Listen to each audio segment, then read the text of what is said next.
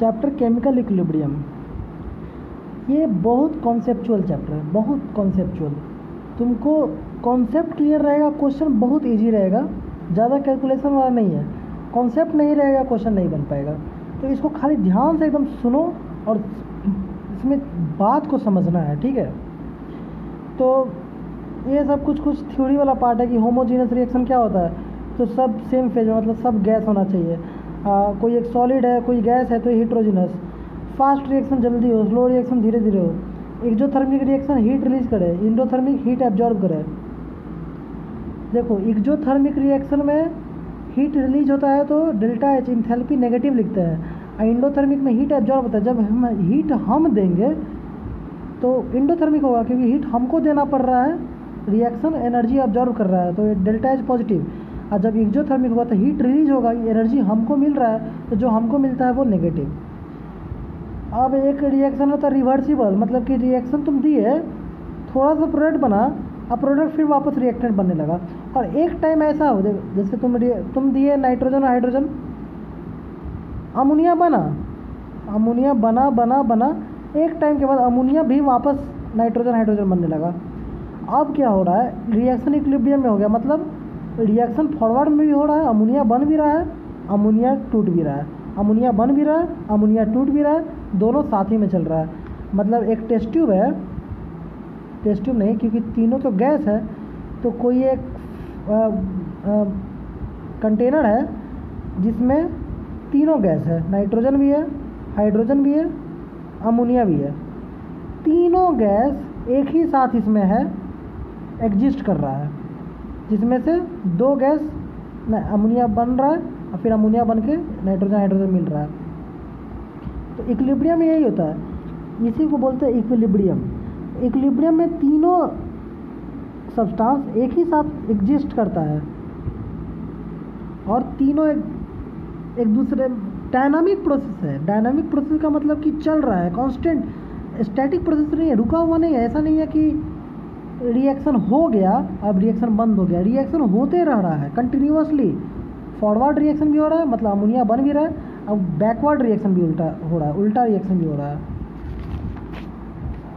Irreversible जो एक बार हो गया तो वापस नहीं होगा, अभी बन गया तो ये वापस नहीं बनेगा, ठीक है। अब इक्विलिब्रियम के बारे में पढ़ते हैं। केमिकल इक्विलिब्रियम में क्या होता है, जैसे ए और बी तुम दो प्रोडक्ट लिए, तो ए और बी फॉरवर्ड रिएक्शन करता है तो सी और डी बनता है। तो इस फॉरवर्ड रिएक्शन का जो R1 क्या है, rate of forward reaction. Rate of reaction हम जानते हैं, रेट ऑफ रिएक्शन होता है change in concentration by change in time, DC by dt, chemical kinetics में पढ़ चुके हैं, बाई कोफिशिएंट भी होता है। तो ये रेट ऑफ रिएक्शन है फॉरवर्ड रिएक्शन का, रिएक्शन आगे जा रहा है। लेकिन जब C और D बना तो C और D वापस A और B बना दे रहा है, तो ये है R2, rate of reaction, rate of backward reaction, RB, rate of forward reaction. ये RF का है, रेट ऑफ फॉरवर्ड रिएक्शन, मतलब रिएक्शन आगे हो रहा है, रिएक्शन पीछे हो रहा है। आगे होने का रेट है RF और पीछे जाने का रेट है RB। तो शुरू में क्या होगा, शुरू में तुम्हारे पास क्या है, शुरू में तुम्हारे पास सिर्फ रिएक्टेंट्स है। कौन कौन, ए और बी। शुरू में तुम्हारे पास सिर्फ रिएक्टेंट है ए और बी, तो R1 रेट से सी और डी बना। लेकिन जैसे ही तुम्हारे पास सी और डी भी आ गया तो फिर RF है, RB रेट से ए और बी बनना स्टार्ट हो गया। तो शुरुआत में ए और बी तो ज़्यादा है, ए और बी ज़्यादा है तो रेट ऑफ रिएक्शन भी ज़्यादा होगा। तुमको याद होगा रेट ऑफ रिएक्शन क्या होता है, रेट ऑफ रिएक्शन होता है K into concentration of reactants. तो शुरू में तो ए और बी ज़्यादा है तो रेट ऑफ रिएक्शन ज़्यादा होगा। तो शुरुआत में तो रेट ऑफ फॉरवर्ड रिएक्शन ज़्यादा होगा, ज़्यादा सी और डी बनेगा। लेकिन जब सी और डी का अमाउंट ज़्यादा होने लगेगा तो रेट ऑफ बैकवर्ड रिएक्शन भी बढ़ने लगेगा। एक समय आएगा जब फॉरवर्ड रिएक्शन और बैकवर्ड रिएक्शन दोनों बराबर होगा, मतलब जितना सी और डी बनेगा उतना ही सी और डी टूट के वापस ए और बी बन जाएगा। तो उस समय में कब, जब रेट ऑफ फॉरवर्ड रिएक्शन और रेट ऑफ बैकवर्ड रिएक्शन दोनों बराबर हो जाएगा, उस समय इक्विलिब्रियम अचीव हो जाएगा। इसको ग्राफ के मदद से एट इक्विलिब्रियम क्या होता है, at equilibrium rate of forward reaction RF is equal to rate of backward reaction RB। इसको ग्राफ के मदद से समझो, ये है रेट। तो शुरुआत में ये फॉरवर्ड ये है क्या, रेट ऑफ फॉरवर्ड रिएक्शन। शुरुआत में रेट ऑफ फॉरवर्ड रिएक्शन बहुत ज़्यादा था, इतना था। क्यों? क्योंकि ए और बी का अमाउंट ज़्यादा था और सी और डी का तो अमाउंट था ही नहीं शुरू में, प्रोडक्ट तो कुछ भी नहीं था उस समय। तो प्रोडक्ट जब कुछ भी नहीं था तो बैकवर्ड रिएक्शन हो ही नहीं रहा था, इसलिए रेट ऑफ बैकवर्ड रिएक्शन 0 था। धीरे धीरे प्रोडक्ट सी और डी बढ़ने लगा, ये जब बढ़ने लगा तो बैकवर्ड रिएक्शन भी ज़्यादा होने लगा और ए और बी घटने लगा, तो फॉरवर्ड रिएक्शन धीरे धीरे स्लो होने लगा। तो रेट ऑफ फॉरवर्ड रिएक्शन धीरे धीरे कम होगा और रेट ऑफ बैकवर्ड रिएक्शन धीरे धीरे बढ़ेगा और एक समय फॉरवर्ड और बैकवर्ड दोनों रिएक्शन बराबर हो जाएगा, तो फिर इक्विलिब्रियम अचीव हो जाएगा। ठीक है, ऐसे इक्विलिब्रियम अचीव होता है।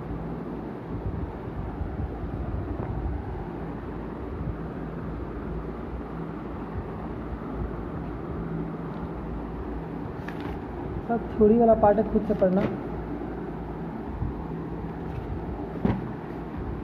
अब लॉ ऑफ मास एक्शन ये क्या कहता है, लॉ ऑफ केमिकल इक्विलिब्रियम। जैसे देखो ये वही रिएक्शन में अब हम कोफिशिएंट लगा दिए, balanced chemical equation M1A M2B equilibrium N1C N2D। Rate of forward reaction है, यहाँ रेट ऑफ बैकवर्ड रिएक्शन है, RF और RB। Rate of forward reaction directly proportional to A और B होगा। केमिकल काइनेटिक्स में हम लोग पढ़ चुके हैं, रेट ऑफ फॉरवर्ड रिएक्शन क्या होगा, A का पावर क्या M1, अब B का पावर M2, अब कांस्टेंट क्या आएगा बीच में K। केमिकल काइनेटिक्स में ये पढ़ चुके हैं कि रेट ऑफ रिएक्शन जो होता है वो रिएक्टेंट्स पे डिपेंड करता है और इनका कोफिशिएंट ऑर्डर, इनका कोफिशिएंट पावर में आता है और यही दोनों जुट के ऑर्डर बनता है। M1 प्लस M2 क्या हो जाएगा, ऑर्डर ऑफ रिएक्शन, याद है। तो वही चीज़ हम कर रहे हैं। अब अभी हम ऑर्डर के बारे में नहीं बोल रहे हैं, बस इतना कि रेट ऑफ फॉरवर्ड रिएक्शन क्या होगा, KF क्या है, फॉरवर्ड जाने का रेट कांस्टेंट। फॉरवर्ड रिएक्शन का रेट कांस्टेंट है KF। A का पावर और B का पावर दोनों को लगा के मल्टीप्लाई कर दिया। जब रिएक्शन बैकवर्ड होगा तो रिएक्टेंट कौन हो जाएगा, C और D। तो C का पावर N1 और D का पावर N2। तो रेट ऑफ बैकवर्ड रिएक्शन क्या हो जाएगा, और rate constant of backward reaction क्या बोलेंगे, KB। तो रेट ऑफ बैकवर्ड रिएक्शन क्या हो जाएगा, KB C का पावर N1 और D का पावर N2। C का पावर N1 D का पावर N2। इक्विलिब्रियम में क्या होता है, इक्विलिब्रियम में फॉरवर्ड का रेट और बैकवर्ड का रेट बराबर होता है। तो ये KF A का पावर M1 B का पावर M2 और KB C का पावर N1 D का पावर N2, ये दोनों बराबर होगा। ये जब बराबर हो, ये बराबर होगा। ठीक है, क्या कर रहे हैं हम, KB को इस साइड ला दिए, KF को यहीं छोड़ दिया, ये इसको पूरा उस साइड भेज दिए। ये क्या है, KF by KB, rate of forward reaction divided by rate of backward reaction. इसी को बोलते हैं इक्विलिब्रियम कांस्टेंट K या फिर KC। इक्विलिब्रियम कांस्टेंट किसको बोलते हैं, rate of forward reaction by rate constant of forward reaction by rate constant of backward reaction is called equilibrium constant. Forward reaction का रेट कांस्टेंट KF और backward reaction का rate constant KB, दोनों का ratio जो होता है वो K होता है, इक्विलिब्रियम कांस्टेंट। इक्विलिब्रियम कांस्टेंट क्या आया, अगर ये तुम्हारे पास इक्विलिब्रियम है, ये इक्विलिब्रियम है, तो इक्विलिब्रियम कांस्टेंट क्या आ रहा है, प्रोडक्ट बाय रिएक्टेंट। प्रोडक्ट करो divided by reactant, power coefficient को पावर में लगा के जो प्रोडक्ट ऊपर रिएक्टेंट नीचे, वही है इक्विलिब्रियम कांस्टेंट। तुम बताओ किसी इक्विलिब्रियम में उसका इक्विलिब्रियम कांस्टेंट ज़्यादा है, इसका क्या मतलब है, अगर किसी का इक्विलिब्रियम कांस्टेंट ज़्यादा है तो प्रोडक्ट का अमाउंट ज़्यादा होगा और रिएक्टेंट का अमाउंट कम होगा। या ये भी कह सकते हो किसी का इक्विलिब्रियम कांस्टेंट ज़्यादा है तो rate constant for forward reaction ज़्यादा होगा और rate constant for backward reaction कम होगा। ठीक है, अब देखो equilibrium constant forms of K को बोल रहे हैं इक्विलिब्रियम कांस्टेंट। इक्विलिब्रियम कांस्टेंट दो तरह का होता है, KC और KP। KC और KP क्या होता है, केमिकल काइनेटिक्स में पढ़ चुके हैं, केमिकल काइनेटिक्स में पढ़ चुके हैं कि अगर कोई गैस है A प्लस B, गैस मिलके प्रोडक्ट बना रहा है, ये प्रोडक्ट कुछ भी बन रहा है, तो रेट ऑफ रिएक्शन जो होगा डायरेक्टली प्रोपोर्शनल टू क्या हो जाएगा, गैस का कंसंट्रेशन तो ले नहीं सकते तो प्रेशर लेंगे। यहाँ मान लो अगर A है यहाँ B है, तो प्रेशर ऑफ A अब पावर में आएगा इसका कोफिशिएंट, और प्रेशर ऑफ बी पावर में आएगा इसका कोफिशिएंट। अब वही फिर इक्वल करोगे तो कांस्टेंट आ जाएगा के, रेट कांस्टेंट के को। तो कंसंट्रेशन जब Kc होता है, इक्विलिब्रियम कांस्टेंट का एक फॉर्म है Kc है, दूसरा फॉर्म है Kp। तो जब तुम Kc बोलोगे तो तुमको कंसंट्रेशन लिखना होगा C का पावर n1 D का पावर n2 बाई A का पावर m1 B का पावर m2। लेकिन जब Kp बोलोगे तो तुमको इसका प्रेशर लिखना होगा Pc, pressure of C, partial pressure of C का power n1 into partial pressure of D का power n2 divided by partial pressure of A का power m1 into partial pressure of B का power m2। तो जब तुम gases का pressure ले रहे हो तो ये Kp का लड़ा है। ये relation between Kp and Kc,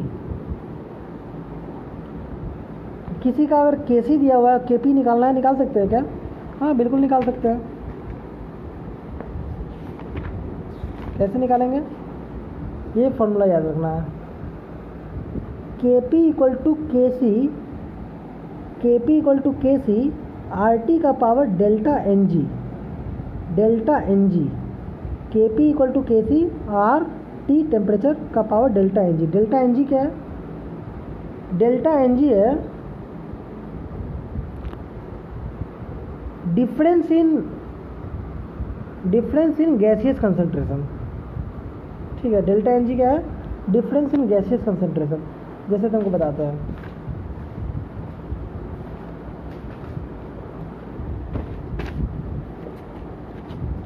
ये रिएक्शन है, इक्विलिब्रियम है, AA BB, इक्विलिब्रियम से क्या बन रहा है? CC और DD। ठीक है, इसमें small a small b small c small d क्या है? कोफिशिएंट। तो अगर तुमको इसका Kc दिया हुआ है, Kc दिया हुआ है, तो Kc फॉर्मूला क्या है? Kp equal to Kc RT का पावर डेल्टा Ng, RT का पावर डेल्टा Ng। तो तुमको अगर Kc दिया हुआ है, तुमको Kp निकालना है, तो Kc RT का पावर डेल्टा Ng मल्टीप्लाई कर दो तो Kp निकल जाएगा। हम बोल रहे हैं डेल्टा Ng क्या है? डेल्टा Ng है डिफरेंस इन गैसियस कंसंट्रेशन, मतलब प्रोडक्ट में कितना गैस है और रिएक्टेंट में कितना गैस है, दोनों को माइनस कर देना है। जैसे यहाँ पे A गैस है, B भी गैस है, C भी गैस है और D भी गैस है, D भी गैस है। तो प्रोडक्ट में कितना गैस हो गया? D प्लस C, और रिएक्टेंट में कितना गैस हो गया? B plus A। तो डेल्टा Ng क्या हो जाएगा? डेल्टा Ng हो जाएगा C प्लस D। ये तो इतना गैस मेरे पास प्रोडक्ट में है, माइनस A प्लस B, इतना गैस मेरे पास रिएक्टेंट में है। तो यही है डिफरेंस इन गैसेस कंसंट्रेशन। तो पहले तुमको डेल्टा Ng निकालना पड़ेगा, RT का उतना पावर करो, Kc से मल्टीप्लाई कर दो तो Kp निकल जाएगा। ठीक है, तुम बताओ Kp और Kc का भी बराबर हो सकता है? तो हाँ बराबर हो सकता है। कब? जब डेल्टा Ng 0 हो जाए तो Kp और Kc बराबर होगा। क्यों? क्योंकि RT का पावर 0 1, तो Kp इक्वल टू Kc। अब देखो यहाँ पे क्या बोल रहा है, जब डेल्टा Ng का वैल्यू 0 हो तो Kp इक्वल टू Kc हो जाएगा। अब डेल्टा Ng इक्वल टू 0 का एग्जांपल ऐसा कोई रिएक्शन इक्विलिब्रियम देखते हैं, ये देखो N2 plus O2 equal to 2NO, तीनों गैस है। प्रोडक्ट में कितना गैस है? 2 गैस है। रिएक्टेंट में कितना गैस है? एक गैस ये, एक गैस ये, टोटल 2 गैस है। रिएक्टेंट में 2 गैस, प्रोडक्ट में 2 गैस। डेल्टा Ng क्या हो गया? 0, क्योंकि 2 minus 2 equal to 0। H2 plus I2 equal to 2HI। Product में कितना गैस है? 2, और रिएक्टेंट में कितना गैस है? 1 प्लस 1 2, तो 2 माइनस 2, प्रोडक्ट में जितना गैस है माइनस रिएक्टेंट में जितना गैस है, उसी को तो डेल्टा Ng बोलते हैं। तो 2 माइनस 2, फिर से डेल्टा Ng क्या हो गया? 0। डेल्टा Ng पॉजिटिव है, मतलब डेल्टा Ng पॉजिटिव कहने का मतलब डेल्टा Ng क्या होता है? प्रोडक्ट में जितना गैस है माइनस रिएक्टेंट में जितना गैस है। तो डेल्टा Ng पॉजिटिव आ रहा है, इसका मतलब प्रोडक्ट में ज़्यादा गैस है। तो देखो PCl5 PCl3 प्लस PCl2 सब गैस है। प्रोडक्ट में कितना गैस है 1 और 1 2 और रिएक्टेंट में 1, तो प्रोडक्ट में डेल्टा एन जी कितना हो जाएगा 2 - 1 1 पॉजिटिव। या फिर ये देखो ये अमोनिया 2 ट्राई तो N2 + 3H2 में प्रोडक्ट में कितना गैस है 1 + 3 4 और रिएक्टेंट में कितना गैस है 2, तो डेल्टा एन जी कितना हो जाएगा 4 - 2 = 2 यानी पॉजिटिव। तो जब भी डेल्टा एन जी पॉजिटिव होगा, जब डेल्टा एन जी पॉजिटिव हो जाएगा तो आर टी का वैल्यू, आर टी का पावर कुछ पॉजिटिव रखोगे तो कुछ 1 से बड़ा आएगा, तो के पी जो होगा वो के सी से बड़ा आएगा। के पी के सी से के पी मोर देन के सी आएगा। कब? जब डेल्टा एन जी पॉजिटिव होगा। और जब डेल्टा एन जी नेगेटिव होगा तो आर टी का वैल्यू 1 से छोटा आएगा, क्योंकि किसी का पावर नेगेटिव होता है तो 1/RT हो जाएगा, तो फ्रैक्शन हो जाएगा, तो फ्रैक्शन हो जाएगा तो 1 से कम हो जाएगा, तो के पी कम हो जाएगा के सी से। देखो when delta N G negative तो K P less than K C. तो डेल्टा एन, इसका एग्जांपल देखो, डेल्टा एन जी नेगेटिव कब होगा, जैसे यहाँ देखो रिएक्टेंट में कितना गैस है 4 3 और 1 4 और प्रोडक्ट में 2 गैस है, प्रोडक्ट में कम गैस है, तो डेल्टा एन जी निकालेंगे तो क्या हो जाएगा, प्रोडक्ट में कितना गैस है 2 माइनस रिएक्टेंट में कितना गैस है 4, तो इक्वल टू हो जाएगा -2। यहाँ देखो रिएक्टर में 2 गैस, प्रोडक्ट में 1 गैस, तो फिर डेल्टा एन जी क्या आ गया नेगेटिव। एक हम लोग पढ़े कि डेल्टा एन जी जब 0 होता है, डेल्टा एन जी जब 0 होगा तो आर टी का पावर 0 हो जाएगा, तो K P equal to K सी। के पी इक्वल टू के सी एक और टाइम में हो सकता है, कब? देखो फॉर्मूला है के P equal to K C R T का पावर डेल्टा एन जी। जब टेम्परेचर का वैल्यू हो जाए 1/R, टेम्परेचर का वैल्यू हो जाएगा 1/R, तो R इंटू 1/R कितना हो जाएगा 1, और 1 का पावर कुछ भी रहे, डेल्टा एन जी का वैल्यू कुछ भी रहे, डेल्टा एन जी का वैल्यू कुछ भी रहे, यानी 1 का पावर जो भी रहेगा 1 ही होगा, तो K P equal to K सी हो जाएगा।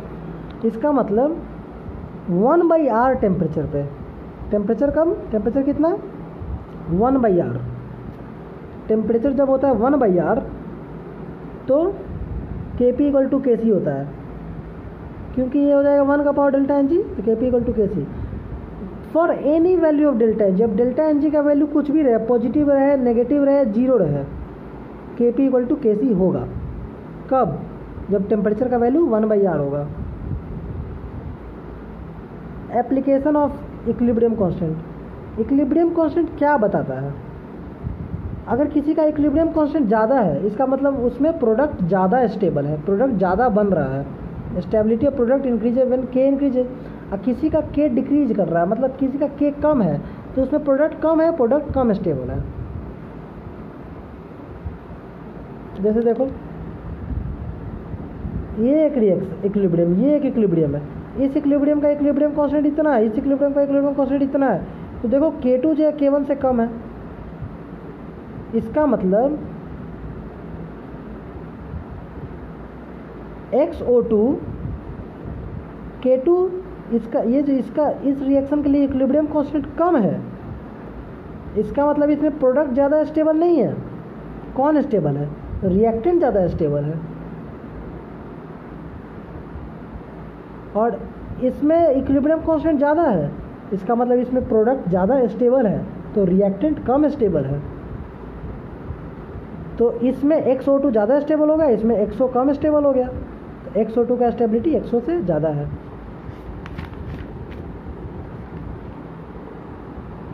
फैक्टर्स अफेक्टिंग इक्विलिब्रियम कांस्टेंट, ये हम लोग पढ़े थे। देखो फॉर्मूला है log K2/K1, K क्या है? इक्विलिब्रियम कांस्टेंट इक्वल टू डेल्टा H/2.303R 1/T1 - 1/T2। इसी तरह का इक्वेशन हम लोग केमिकल काइनेटिक्स में भी पढ़े थे। केमिकल काइनेटिक्स में क्या था? log K2/K1 equal to EA, यहाँ पे क्या था? Activation energy, EA/2.303R 1/T1 - 1/T2, जहाँ पे T1 टेम्परेचर पे जो वैल्यू है वो है K1 और T2 टेम्परेचर पे जो वैल्यू है वो है K2। तो केमिकल काइनेटिक्स में क्या था कि टेम्परेचर बढ़ने से हमेशा रेट कांस्टेंट बढ़ता ही था। टेम्परेचर बढ़ने से रेट कांस्टेंट हमेशा बढ़ता था। क्यों? क्योंकि यहाँ पे था ई ए है एक positive integer, activation energy positive होता है हमेशा। तो जब पॉजिटिव होगा तो ये वैल्यू 1 से ज़्यादा आएगा, तो K2 ये वैल्यू 1 से ज़्यादा आएगा तो K2 K1 से ज़्यादा होगा।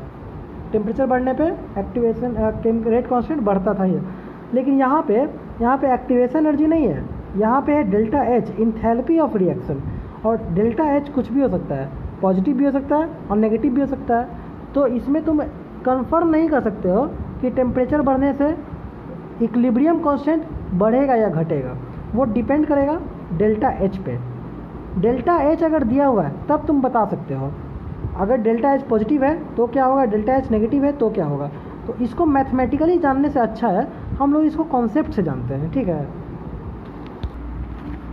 देखो मैथमेटिकली तो तुम बता सकते हो कि डेल्टा एच अगर पॉजिटिव रहेगा तो ये आएगा 1 से बड़ा, तो log K2/K1 1 से बड़ा आएगा तो K2 K1 से ज़्यादा होगा।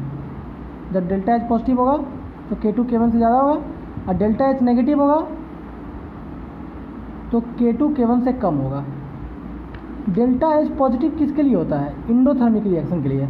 इसका मतलब इंडोथर्मिक रिएक्शन में टेम्परेचर बढ़ने पे K2 K1 से ज़्यादा आया, इसका मतलब टेम्परेचर बढ़ने पे इक्विलिब्रियम कांस्टेंट बढ़ गया। और डेल्टा एच नेगेटिव है एक्सोथर्मिक रिएक्शन में, एक्सोथर्मिक रिएक्शन में K2 K1 से कम आया, मतलब टेम्परेचर बढ़ने पे इक्विलिब्रियम कांस्टेंट कम हो गया। अब इसको हम कॉन्सेप्ट से भी समझ सकते हैं, हमको एक मैथमेटिक्स करने का ज़रूरत नहीं है, इसको हम कॉन्सेप्ट से भी समझ सकते हैं। कैसे? देखो कॉपी में बताते हैं। कोई एक्सोथर्मिक रिएक्शन है, एक्सोथर्मिक रिएक्शन में क्या होता है, जैसे ये रिएक्शन है A+B इक्विलिब्रियम है, अरे सॉरी, इक्विलिब्रियम में A+B C+D, और ये एक्सोथर्मिक है। पहले इंडोथर्मिक का जानते हैं। इंडोथर्मिक यानी डेल्टा एच पॉजिटिव, तो A+B C+D इंडोथर्मिक है, मतलब कि हीट एब्जॉर्ब हो रहा है, हीट एब्जॉर्ब हो रहा है, रिएक्शन हीट एब्जॉर्ब करके प्रोडक्ट बन रहा है। अगर हम टेम्परेचर बढ़ा दें तो इंडोथर्मिक रिएक्शन में, इंडोथर्मिक रिएक्शन तो चाहता है हीट तो उसको चाहिए, उसमें टेम्परेचर तुम और बढ़ा दोगे तो टेम्परेचर बढ़ा दोगे तो उसको हीट ज़्यादा मिलने लगेगा, तो हीट ज़्यादा मिलने लगेगा तो वो प्रोडक्ट और बनाएगा। तो इक्विलिब्रियम कांस्टेंट क्या होता है? प्रोडक्ट बाय रिएक्टेंट ना। तो जब तुम टेम्परेचर बढ़ा दोगे तो प्रोडक्ट और बनने लगेगा, अब प्रोडक्ट और बनने लगेगा तो इक्विलिब्रियम कांस्टेंट बढ़ जाएगा क्योंकि अब प्रोडक्ट ज़्यादा हो गया। लेकिन अगर यही रहता एक इक्विलिब्रियम जिसमें जो रहता एक्सोथर्मिक, ये क्या था? इंडोथर्मिक, डेल्टा एच पॉजिटिव था। अगला वाला हम बोल रहे हैं delta H negative. Delta H negative कहने का क्या मतलब है? डेल्टा एच नेगेटिव का मतलब कि हीट रिलीज हो रहा है, हीट रिलीज हो रहा है, हीट एब्जॉर्ब नहीं हो रहा है, रिएक्शन में हमको हीट मिल रहा है। तो जब तुम टेम्परेचर बढ़ा दोगे तो एक तो रिएक्शन में पहले से हीट मिल रहा था, अब तुम बाहर का भी टेम्परेचर बढ़ा दिए। जब बाहर का ही टेम्परेचर ज़्यादा रहेगा तो रिएक्शन तुमको हीट नहीं दे पाएगा, रिएक्शन तुमको ज़्यादा हीट नहीं दे पाएगा क्योंकि बाहर ही टेम्परेचर ज़्यादा है। तो रिएक्शन अब कम फॉरवर्ड मिल जाएगा, प्रोडक्ट कम बनेगा, प्रोडक्ट कम बनेगा तो इक्विलिब्रियम कांस्टेंट डिक्रीज कर जाएगा। इसमें क्या है, इक्विलिब्रियम टेम्परेचर बढ़ाने पे इक्विलिब्रियम कांस्टेंट बढ़ जाएगा, लेकिन यहाँ टेम्परेचर बढ़ाने पे इक्विलिब्रियम कांस्टेंट घट जाएगा। यहाँ पे अगर हम टेम्परेचर घटा दें, बाहर का टेम्परेचर अगर हम कम कर देंगे तो ये है एक्सोथर्मिक रिएक्शन, हीट रिलीज कर रहा है। तो जब बाहर का टेम्परेचर कम हो गया तब वो ज़्यादा हीट रिलीज करेगा। ज़्यादा हीट रिलीज कब करेगा? जब ज़्यादा प्रोडक्ट बनेगा, प्रोडक्ट ज़्यादा बनेगा इसका मतलब इक्विलिब्रियम कांस्टेंट भी बढ़ेगा। ठीक है, इसको हम लोग आगे भी पढ़ेंगे, इसको बोलते हैं ली चैटेलियर्स प्रिंसिपल। तो ली चैटेलियर्स प्रिंसिपल को हम लोग आगे भी अच्छे से समझेंगे।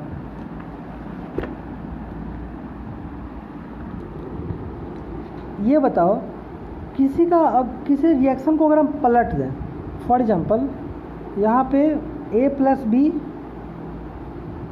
सी प्लस डी एक इक्विलिब्रियम है, इसका इक्विलिब्रियम कांस्टेंट क्या हो जाएगा? इसका इक्विलिब्रियम कांस्टेंट हो जाएगा C into D by A into B. अगर हम इस इक्विलिब्रियम को पलट दें, यानी हम ऐसा कर दें C plus D A plus B, तब इक्विलिब्रियम कांस्टेंट क्या हो जाएगा? के सी डैश, वो हो जाएगा A B by C into D. तो देख रहे हो कि के सी और के सी डैश आपस में उल्टा है, इसका मतलब रिएक्शन को पलट देने पे इक्विलिब्रियम कांस्टेंट पहले का इन्वर्स हो जाता है। इन्वर्स यानी उल्टा हो जाता है। 2 रहेगा तो 1/2 हो जाएगा। ठीक है, इसी रिएक्शन हम इसी रिएक्शन को बार बार ले रहे हैं। ठीक है, इसी इक्विलिब्रियम को अगर हम इसको 2 से मल्टीप्लाई कर दें, 2 से मल्टीप्लाई कर देंगे तो नया वाला, अब दूसरा है, नया वाला इक्विलिब्रियम कांस्टेंट क्या हो जाएगा? के सी डैश क्या हो जाएगा? सी, यहाँ 2 रहेगा तो सी का पावर 2, यहाँ 2 रहेगा तो डी का पावर 2, यहाँ 2 रहेगा तो ए का पावर 2, यहाँ बी का पावर 2। तो नया इक्विलिब्रियम कांस्टेंट हो जाएगा सी का स्क्वायर डी का स्क्वायर बाई ए का स्क्वायर इंटू बी का स्क्वायर। यहाँ पे सब चीज़ का स्क्वायर है। देखो पुराना इक्विलिब्रियम कांस्टेंट था ये वाला, और अब सब में स्क्वायर आ गया। तो तुम ये भी कह सकते हो कि ये क्या है? C into D by A into B का होल स्क्वायर। यानी 2 से जब तुम रिएक्शन को मल्टीप्लाई कर दिए, 2 से जब मल्टीप्लाई करोगे तो रिएक्टेंट में भी मल्टीप्लाई होगा, प्रोडक्ट में भी मल्टीप्लाई होगा। तो पूरा का पूरा इक्विलिब्रियम कांस्टेंट जो होगा पहले का, जितना तुम मल्टीप्लाई किए हो उतना पावर में चला जाएगा। अगर 2 से मल्टीप्लाई किए हो तो इक्विलिब्रियम कांस्टेंट पहले का स्क्वायर हो जाएगा। अगर 1/2 से मल्टीप्लाई किए हो तो इक्विलिब्रियम कांस्टेंट पहले का 1/2 हो जाएगा, यानी स्क्वायर रूट हो जाएगा। तो जो भी जिससे मल्टीप्लाई करोगे वो पावर में चला जाएगा।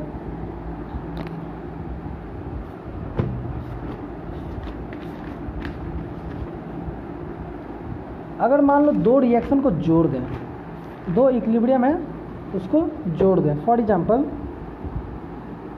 यहाँ पे एक इक्विलिब्रियम है,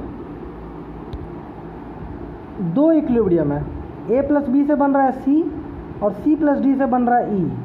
2 इक्विलिब्रियम है, पहले वाले का इक्विलिब्रियम कांस्टेंट है K1 और दूसरे वाले का इक्विलिब्रियम कांस्टेंट है K2।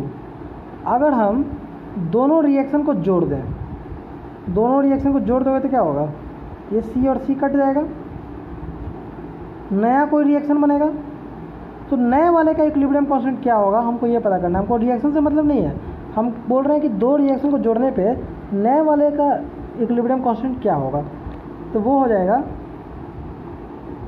K1 multiplied by K2, multiply होगा। और इसी तरह से अगर 2 रिएक्शन को माइनस करो, ये तो एडिशन का था, ये एडिशन में, और अगर 2 रिएक्शन को सब्ट्रैक्ट करो तो इक्विलिब्रियम कांस्टेंट जो होगा वो हो जाएगा डिवाइड, K1 बाई K2 हो जाएगा। ठीक है, तो यही हम लोग देखो बुक में, if the reaction is reverse, reaction को रिवर्स कर देंगे तो इक्विलिब्रियम कांस्टेंट का क्या हो जाएगा भाई? इक्विलिब्रियम कांस्टेंट हो जाएगा 1/K। मल्टी स्टेप रिएक्शन है कोई, जैसे यहाँ देखो SO2 प्लस O2 बना है SO3, इसका है K1, फिर NO2 और NO2 टूट के बना है NO प्लस O2, इसका है K2। अब फिर दोनों रिएक्शन को जोड़ दिया, दोनों रिएक्शन को जोड़ दोगे तो इसमें रिएक्टेंट में ऑक्सीजन है और यहाँ प्रोडक्ट में ऑक्सीजन है, तो ऑक्सीजन कट जाएगा, तो ये फाइनल रिएक्शन बनेगा। इसका है K, तो K क्या हो जाएगा? K1 into K2, equilibrium constant multiply हो जाएगा। Stoichiometry, if the reaction is divided by 2, reaction को 2 से डिवाइड कर देंगे तो जो पुराना वाला केसी था उसका पावर क्या हो जाएगा, उसका पावर हो जाएगा 1/2, तो 1/2 का मतलब होता है square root. I the reaction is multiplied by 2, तो जो पुराना वाला केसी था उसका पावर हो जाएगा 2, तो ये जाएगा नया केसी, नया इक्विलिब्रियम कांस्टेंट। तो बस यही बता रहा है कि इक्विलिब्रियम कांस्टेंट में मल्टीप्लाई करोगे तो जिससे मल्टीप्लाई करोगे वही पुराने वाले इक्विलिब्रियम कांस्टेंट के पावर में चला जाएगा। Factors not affecting the equilibrium constant, किस किस चीज़ से इक्विलिब्रियम कांस्टेंट फर्क नहीं पड़ता है, तो ये तुमको बता रहा है concentration of reactant and product. Equilibrium constant किसी भी टाइप ऑफ रिएक्शन के लिए फिक्स है। रिएक्टेंट और प्रोडक्ट का कंसंट्रेशन चेंज करने से नहीं चेंज होगा इक्विलिब्रियम कांस्टेंट। इक्विलिब्रियम कांस्टेंट तो वही रहेगा।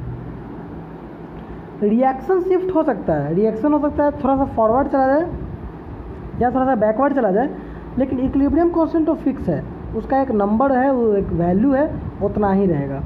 तुम कंसंट्रेशन रिएक्टेंट का अगर चेंज भी कर दो, तुम रिएक्टेंट ज़्यादा डाल दो या प्रोडक्ट ज़्यादा डाल दो, इक्विलिब्रियम शिफ्ट करेगा, आगे हो सकता है रिएक्शन या पीछे हो जाएगा, लेकिन इक्विलिब्रियम कांस्टेंट का जो वैल्यू है वो नहीं चेंज करेगा। इसी तरह से वॉल्यूम चेंज कर दो या प्रेशर चेंज कर दो या कैटलिस्ट लगा दो, कैटलिस्ट लगाने से भी चेंज नहीं होगा, मतलब ना कंसंट्रेशन से चेंज होगा, ना प्रेशर से, ना वॉल्यूम से। Presence of inert material, inert material डालने से तो चेंज ही नहीं हो, जब इनर्ट मटेरियल रिएक्शन में पार्टिसिपेट ही नहीं करता है तो उससे क्या फ़र्क पड़ेगा। ये प्रेजेंस ऑफ कैटलिस्ट क्या करता है ये हम तुमको बताते हैं। कैटलिस्ट क्या करता है, रिएक्शन का रेट को इंक्रीज कर देता है। फॉर एग्जांपल केमिकल काइनेटिक्स में हम लोग पढ़े हैं कि रेट ऑफ रिएक्शन दो बात पर डिपेंड करता है, एक टेम्परेचर और दूसरा कैटलिस्ट। क्यों? क्योंकि के रेट कांस्टेंट जो होता है वो होता है, रेट कांस्टेंट जो होता है वो होता है ए ई का पावर माइनस EA/RT। तो टेम्परेचर चेंज करोगे तब तो रेट कांस्टेंट चेंज हो जाएगा। और कैटलिस्ट क्या करता है, एक्टिवेशन एनर्जी को कम कर देता है, एक्टिवेशन एनर्जी चेंज हो जाएगा, तो एक्टिवेशन एनर्जी चेंज हो जाएगा तो भी रेट कांस्टेंट चेंज हो जाएगा। तो रेट कांस्टेंट चेंज होगा, लेकिन रेट कांस्टेंट तो सिर्फ एक रिएक्शन के लिए होता है। A+B अगर बन रहा है C तो इसके लिए रेट कांस्टेंट है K, लेकिन इक्विलिब्रियम कांस्टेंट नहीं चेंज होगा। अगर कोई इक्विलिब्रियम में है तो इक्विलिब्रियम कांस्टेंट नहीं चेंज होगा कैटलिस्ट से। हाँ, तो कैटलिस्ट क्या करेगा, कैटलिस्ट क्या करता है कि रेट ऑफ रिएक्शन को बढ़ा देता है, मतलब रिएक्शन फास्ट ज़्यादा होगा। तो जब रिएक्शन फॉरवर्ड में फास्ट होगा तो रिएक्शन को कैटलिस्ट तो बैकवर्ड में भी फास्ट करेगा, क्योंकि कैटलिस्ट का काम है रेट को फास्ट करना, तो रिएक्शन को फॉरवर्ड में भी फास्ट करेगा और बैकवर्ड में भी फास्ट कर देगा। इससे होगा क्या कि इक्विलिब्रियम जो है, इक्विलिब्रियम जल्दी अचीव हो जाएगा, इक्विलिब्रियम जल्दी अचीव हो जाएगा, लेकिन इक्विलिब्रियम कांस्टेंट वही रहेगा। इक्विलिब्रियम कंसंट्रेशन ऑफ ए और बी और सी चेंज नहीं होगा। इक्विलिब्रियम बस जल्दी अचीव क्यों हो जाएगा, क्योंकि रेट फॉरवर्ड भी फास्ट हो रहा है और बैकवर्ड भी फास्ट हो रहा है। तो कैटलिस्ट, प्रेजेंस ऑफ कैटलिस्ट भी इक्विलिब्रियम कांस्टेंट को फर्क नहीं पड़ता है। क्या करेगा कैटलिस्ट, कैटलिस्ट ज़्यादा से ज़्यादा कर सकता है कि decrease the time to achieve equilibrium, equilibrium achieve करने का टाइम को कम कर सकता है। अब देखो ये क्वेश्चन है, इस क्वेश्चन में XeF6 प्लस वाटर ये बन रहा है, इसका कांस्टेंट है K1। XeO4 plus XeF6, XeOF4 plus XeO3F2 बन रहा है, इसका कांस्टेंट है K2। और एक रिएक्शन है XeO4 plus HF, XeO3F2 plus इसका कांस्टेंट है, इसका कांस्टेंट पूछ रहा है, इसका कांस्टेंट क्या होगा। तो ऐसा रिएक्शन तुमको दो रिएक्शन दिया हुआ, दोनों का तुमको कांस्टेंट दिया हुआ है और तीसरा रिएक्शन का कांस्टेंट पूछ रहा है, तो ज़रूर तीसरा रिएक्शन उन दोनों रिएक्शन को जोड़ घटाव करने से आता होगा। तुमको ये पता करना है कि वो थर्ड रिएक्शन उन दोनों रिएक्शंस में क्या करने से आता है। तो यही हम तुमको दिखाते हैं। जो रिक्वायर्ड रिएक्शन है मेरा, उसमें XeO4 मेरा लेफ्ट साइड है, यानी ये वाला रिएक्शन सेकंड वाला रिएक्शन में XeO4 लेफ्ट साइड है और हमको चाहिए भी XeO4 लेफ्ट साइड, इसका यानी कि इस वाला रिएक्शन को ऐसे का वैसा ही रखना है। जो रिएक्शन है मेरे पास जिसका निकालना है उसमें XeO3F2 तो है ही नहीं, चलो HF लेफ्ट साइड है और यहाँ HF राइट साइड है। तो अगर हमको ये रिएक्शन चाहिए तो इस वाले रिएक्शन को पलटना पड़ेगा। तो रिएक्शन लिख के देखो, पहला वाला रिएक्शन को पलट के देखो XeOF4 + 2HF क्या बन रहा है, XeF6 + वाटर, XeF6 + वाटर। पहला वाला को पलट दिए और दूसरा वाला को तो हम निकाल चुके थे कि वही रखना है, तो दूसरा वाला भी लिख दो reaction XeO4 + XeF6, XeO4 + XeF6 क्या बनाना है, XeOF4 + XeO3F2, XeOF4 + XeO3F2। तीसरा वाला reaction XeO4 + HF, XeO4F2 + H2O। देखो दोनों को अगर जोड़ें तो ये दोनों कट गया, XeOF4 ये दोनों कट गया, तब बचा क्या, XeO4 + HF 2HF, XeO3F2 + water. Same reaction है। तो ये रिएक्शन मेरा कैसे आया, ये रिएक्शन आया जब सेकंड वाले रिएक्शन को हम वैसे का वैसा ही रखें, अब फर्स्ट वाले रिएक्शन को पलट दिए और फिर दोनों रिएक्शन को जोड़ दिए। तो ये काम किए हैं तो मेरा तीसरा वाला रिएक्शन आ गया है। तो सेकंड वाले रिएक्शन को वैसे का वैसा ही रखे हैं, यानी K2 को K2 का K2 ही रखें। अब फर्स्ट वाले रिएक्शन को पलट दिए तो फर्स्ट वाला K1 था तो हो गया 1/K1 और उसके बाद दोनों रिएक्शन को जोड़ दिए तो दो रिएक्शन को जोड़ने से इक्विलिब्रियम कांस्टेंट मल्टीप्लाई हो जाता है, तो 1/K1 × K2 क्या हो जाएगा, K2/K1। तो नया वाला का क्या हो जाएगा, K2/K1, K2/K1, आंसर 3।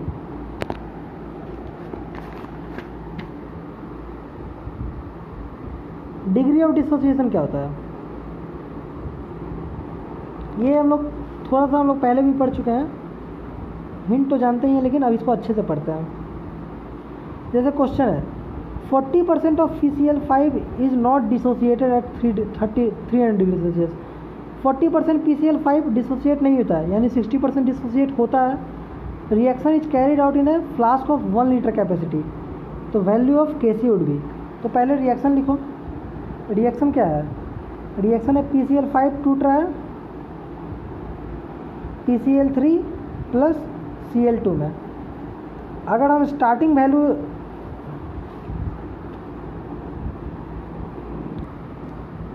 अब इस रिएक्शन में स्टार्टिंग वैल्यू PCl5 का नहीं बोला है, स्टार्टिंग वैल्यू नहीं बोला है, तो हम मान लो 1 मान लो, और 1 मानो। अब बोल रहा है कि 40% इज़ नॉट डिसोसिएटेड, तो 60% डिसोसिएट हो रहा है, तो 1 का 60% कितना होता है 0.6, तो 1 में से कितना डिसोसिएट होगा 0.6। तो स्टार्टिंग वैल्यू कितना लिए हैं 1, जब ये 1 था तो ये कितना था, ये था 0, ये था 0। 60% को डिसोसिएट कर दें, 1 में से 0.6 माइनस होगा, तो इसका 1 से 1 बनता है, तो इसका जब 0.6 जाएगा तो इसका भी 0.6 बनेगा और इसका भी 0.6 बनेगा। तो इसका कितना बचेगा, 1 - 0.6 का क्या मतलब हुआ 0.4। अब इक्विलिब्रियम कांस्टेंट क्या होगा, 0.6 का पावर 1 × 0.6 का पावर फिर यहाँ पे 1 है बाई 0.4, तो क्या आ जाएगा 0.36 / 0.4 0.9। तो आंसर क्या हो जाएगा 0.9। इनिशियल वैल्यू लिए 1। In the beginning of reaction A to B + C 2 mole of air taken. शुरुआत में ये 2 था और ये था 0, ये था 0। देखो शुरुआत में इनिशियली ये 2 था, बी था 0, सी था 0। Out of which 0.5 moles get dissociated, यानी 2 मोल ए लिए थे जिसमें से डिसोसिएट कितना हुआ 0.5। तो 2 में से डिसोसिएट कितना हुआ 0.5, इसका भी बना 0.5, इसका भी बना 0.5। What is the amount of dissociation of A, तो कितना डिसोसिएट किया ए। देखो अब ये एक्चुअली ये डिग्री ऑफ डिसोसिएशन पूछना चाह रहा है। तो डिग्री ऑफ डिसोसिएशन जो होता है ना, वो एक में से कितना डिसोसिएट किया है उसको बोलते हैं। यहाँ पे 2 में से डिसोसिएट किया 0.5, तो एक में से कितना डिसोसिएट हुआ बताओ। 2 मोल था ए, तब डिसोसिएशन हुआ 0.5, 2 में से डिसोसिएट हुआ 0.5। अगर ये 1 रहता तो एक में से डिसोसिएट हुआ रहता 0.25। तो डिग्री ऑफ डिसोसिएशन क्या हो गया 0.25, यानी कि 25%।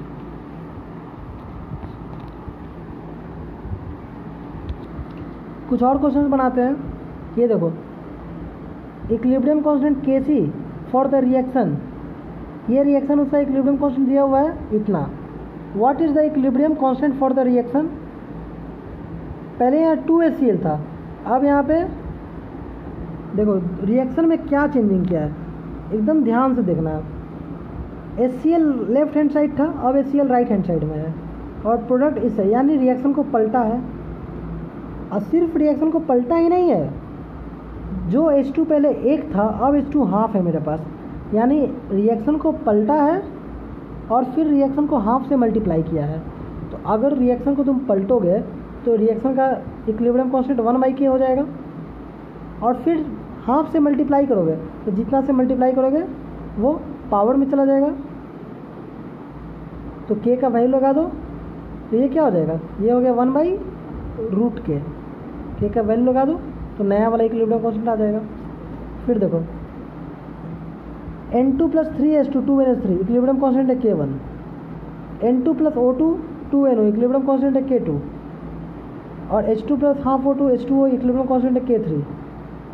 3 रिएक्शन, तीनों का एक कांस्टेंट भी दिया हुआ है। Equilibrium constant for the reaction, ये रिएक्शन का तुमको इक्विलिब्रियम कांस्टेंट निकालना है K1 K2 K3 के टर्म्स में। तो इसमें NH3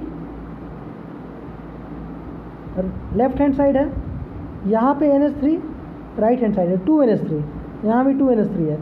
तो यानी कि फर्स्ट वाले रिएक्शन को पलटा है, यानी 1/K1। फिर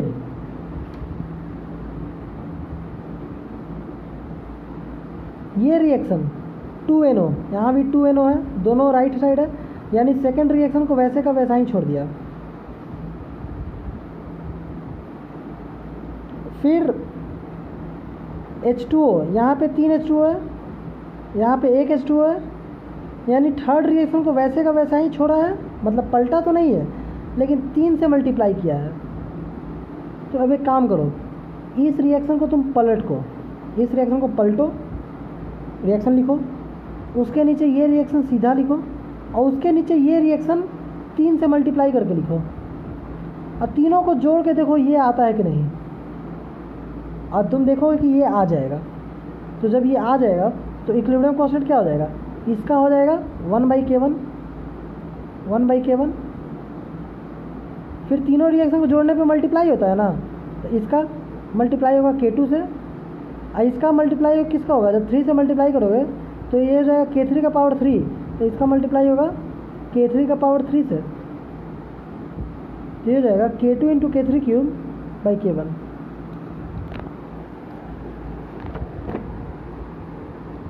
अब देखो if temperature is increase equilibrium constant will B, तो ये तो डिपेंड करता है डेल्टा H पे, एक्सोथर्मिक है कि एंडोथर्मिक है।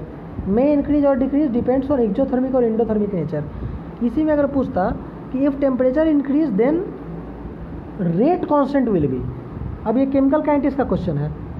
रेट कांस्टेंट तो टेम्परेचर बढ़ने से हमेशा बढ़ता है, रेट कांस्टेंट टेम्परेचर पे डिपेंड करता है और कैटलिस्ट पे डिपेंड करता है, लेकिन इक्विलिब्रियम कांस्टेंट सिर्फ टेम्परेचर पे डिपेंड करता है, कैटलिस्ट पे भी डिपेंड नहीं करता है। कैटलिस्ट उसका वैल्यू को चेंज नहीं करेगा, कैटलिस्ट बस इक्विलिब्रियम को फास्ट कर देगा, क्योंकि कैटलिस्ट फॉरवर्ड रिएक्शन को भी बढ़ा रहा है और बैकवर्ड रिएक्शन को भी बढ़ा रहा है, तो इक्विलिब्रियम कांस्टेंट नहीं चेंज होगा। ठीक है, अब यहाँ पे क्वेश्चन है what will be the equilibrium constant eight 127 degree Celsius.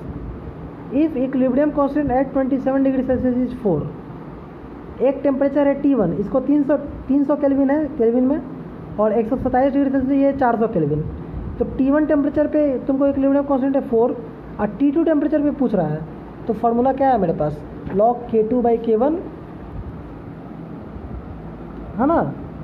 T1 दिया हुआ है, T2 दिया हुआ है, और T1 पे K1 दिया हुआ है, और K2 निकालना है हमको। एक और चीज़ चाहिए डेल्टा H,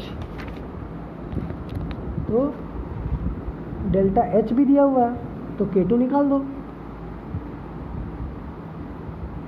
किसमें Kp Kc से ज़्यादा होगा,